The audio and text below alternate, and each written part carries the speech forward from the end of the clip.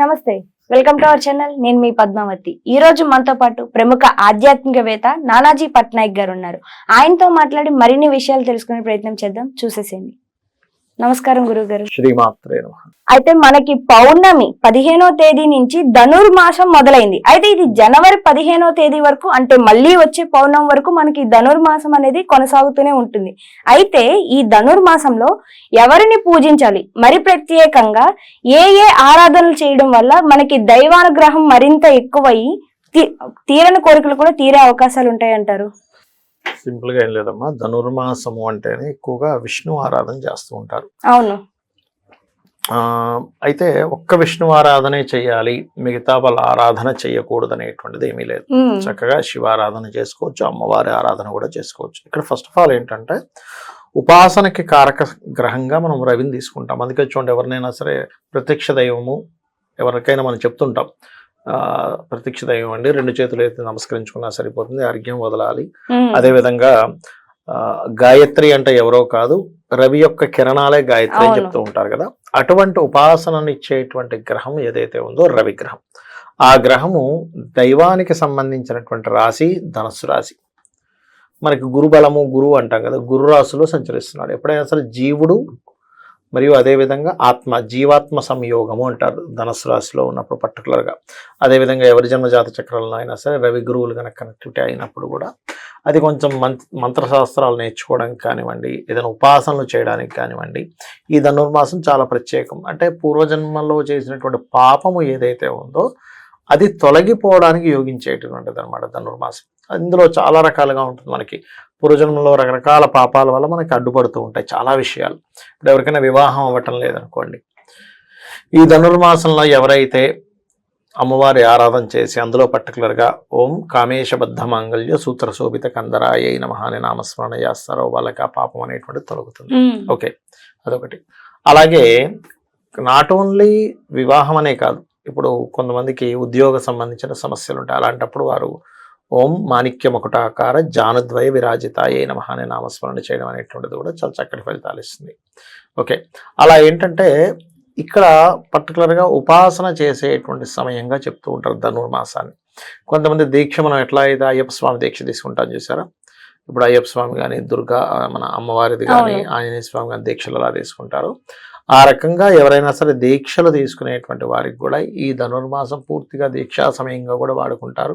ఎవరి దగ్గర నుంచైనా గురువుల దగ్గర మంత్రం పొంది ఆ మంత్ర సాధనకి సరైన సమయం ఇది. ఓకే, అయితే ఈ ధనస్సు రాశిలో రవి సంచారం జరిగేటప్పుడు సంతానం కోసం ప్రయత్నం చేస్తుంటారు, వాళ్ళకు కూడా సరైన సమయం. ఇప్పుడు మీరు గమనించినట్లయితే కొంతమందికి IVFలు చేయిస్తుంటారు చూసారా, అటువంటి వాటికి కూడా సరైన సమయం. ఇంకోటి ఏంటంటే మీరు గమనించినట్లయితే వాళ్ళు కూడా కొంచెం ఈ చలికాలంలో ఎక్కువగా వాళ్ళకి సక్సెస్ రేట్ కూడా ఎక్కువగా ఉంటుంది IVF ఎండాకాలం కంటే కూడా. సో ఈ టైం అనేటువంటి సరైన సమయంగా చెప్తారు. అయితే ఇందులో మంచి ఫలితాలు రావాలి, ఇంకా చక్కగా ఫలితాలు రావాలి అంటే కనుక మీరు ఈ ధనుర్మాసం అంతా 4 రోజులు మొత్తము కూడా ఉదయాన్నే నిద్ర లేచి సూర్య భగవానుడి ఉపాసన ఎంత చేస్తే అంత మంచిది. సూర్య భగవానుడి ఉపాసన అంటే విష్ణువు యొక్క ఉపాసనతో పాటు సూర్యుడిని దత్తుణ్ణి ఎవరైతే అంటే ఉపాసన చేసి కొంత ఉపవాసనలాగా కూడా ఉంటారో, అంటే ఉదయం పూట మాత్రం కాస్త ఏమీ తీసుకోకుండా మధ్యాహ్నం నుంచి భోజనం చేయడం కొన్ని చేస్తారు, ఉపవసించడం అది చేస్తూ ఉంటారు.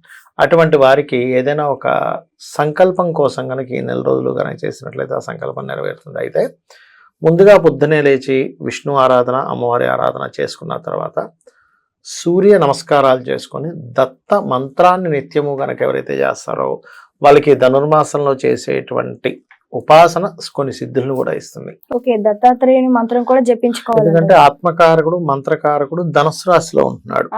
సో ధనుస్సు రాశి దత్తాత్రేయ సంబంధించినటువంటి యోగాన్ని ఇచ్చేటువంటి ఆ బలం కలిగి ఉంటుంది సహజంగా. ఎందుకంటే ఆత్మకారకుడు మంత్రకారకుడు వెళ్ళి ధనుస్సు రాశిలో ఉన్నాడు. ధనుసు రాశికి అధిపతి గురువు కదమ్మా, గురు స్వరూపం కదా దత్తుడి యొక్క స్వరూపం అనేటువంటిది. కాబట్టి ఎవరైతే చేస్తారో వాళ్ళకి ఖచ్చితంగా ఫలితం అనేటువంటిది ఈ రకంగా వస్తూ ఉంటుంది. అయితే అందులో ఎవరైనా సరే చూడండి, ఇప్పుడు గవర్నమెంట్ జాబ్స్ కోసం ట్రై చేస్తున్నారు, లేనట్లయితే టీచింగ్ ట్రైనింగ్స్ రిలేటెడ్ వాటిలో ట్రై చేస్తున్నారు, వాళ్ళకు కూడా ఇది మంచి యోగాన్ని తెచ్చిపెడుతుంది. అయితే కొంతమంది ఏం చేస్తారంటే ఎల్లో కలర్ డ్రెస్ వేసుకుంటారు, అంటే పసుపు రంగు వస్త్రం వేసుకొని ఉపాసన చేస్తారు, అది కూడా మంచిదే.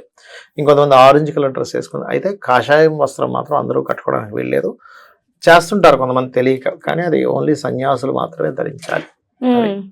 సో ఈ మాసం మొత్తము కూడా పులిహోర నైవేద్యంగా పెట్టడము, లేనట్లయితే బెల్లముతో కూడినటువంటి అన్నము తయారు చేసిన పదార్థాన్ని నైవేద్యంగా పెట్టినట్లయితే శని దోషం కూడా తగ్గుతుంది. ఈ ఫలితాలు ముఖ్యంగా ఈ ధనుర్మాసంలో చేయడం వల్ల చక్కటి ఫలితాలు ఉంటాయి. ఉదయం మాత్రమే కాకుండా ఇంకొంచెం కఠినంగా చేసేవారు రాత్రి సమయంలో కూడా చేస్తారు.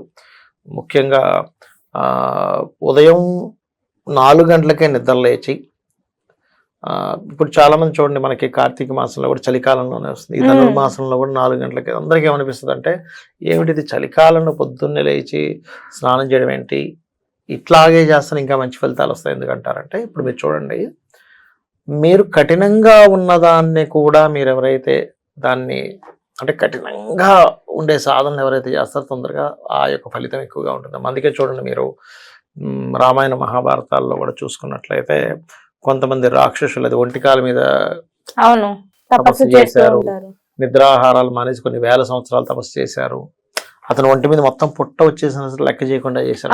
చూసారా, మీకు కఠినంగా ఉన్నటువంటి సందర్భాలను కూడా మీరు ఎప్పుడైతే లెక్క చేయకుండా దేవుడి మీద ధ్యానం చేస్తూ ఉంటారో దాని యొక్క ఫలితం అధికంగా ఉంటుంది. అందుకే మన కార్తీక మాసాల్లో కానీ ధనుర్మాసాల్లో కానీ ఇలా గడ్డగట్టేసే అంత చలిలో, అందుకే మనకి చూడండి అయ్యప్ప స్వామి దీక్ష కూడా ఈ సమయంలోనే చేస్తారు. ఎప్పుడైతే చేస్తారో అప్పుడు ఫలితం అధికంగా ఉంటుంది, అందుకని అలా చేస్తుంటారు. అవును. అండ్ రెండో వచ్చేసి గురువు గారు, మరి మనకి ఈ సంవత్సరం 15 రోజులు ఇక్కడ ఉంటే మరి కొత్త సంవత్సరంలో మిగతా 15 రోజులు ఉంటాయి. అయితే నూతన సంవత్సరం మారిన తర్వాత గ్రహాల అనుకూలతలు కూడా మారిపోతూ ఉంటాయి కదా, మరి అప్పుడు ఫలితాలు ఏ విధంగా ఉండొచ్చు అంటారు? కొత్త సంవత్సరం వస్తుందా రాదా అనే దానికంటే కూడా, అంటే కొత్త సంవత్సరం ఎవ్రీ ఇయర్ మనకి December 15th to January 15th అనుకుందాం, తీసుకుంటే 15 days. కాకపోతే జనవరి అనేది ఆంగ్ల సంవత్సరం, మనం పెట్టుకుంది కదా, మనకి ఎంతసేపు ఉగాది. కాకపోతే ఏంటంటే జనవరి టు డిసెంబర్ ఒక ప్లానింగ్ కోసం జనవరి మాసం మనకి జనవరి టు డిసెంబర్ 2025 ఫలితాలు కూడా చెప్తుంటారు. బట్ ఇక్కడ ఏంటంటే మనకి జనవరి వచ్చినా ఫిబ్రవరి అయినా మార్చి అయినా ఎప్పుడైనా సరే గ్రహాలు మారుతూనే ఉంటాయి. అందులో రవి నెలకు ఒకసారి, చంద్రుడు 2.5 రోజులకి, కుజుడు 45 రోజులకి, శుక్రబుధులు 25 డేస్కి ఇవి మారుతూనే ఉంటాయి. ఇక్కడ జనవరి వస్తుందా జనవరి రావట్లేదా అనే సంబంధం లేదు. మాసము పర్టికులర్గా ధనుర్మాసంలో రవిగ్రహం ధనస్సు రాశిలో ఉందా లేదా, అలా ఉన్నప్పుడు చేసేటువంటి ఉపాసనకి దైవ బలం ఎక్కువగా ఉంటుంది.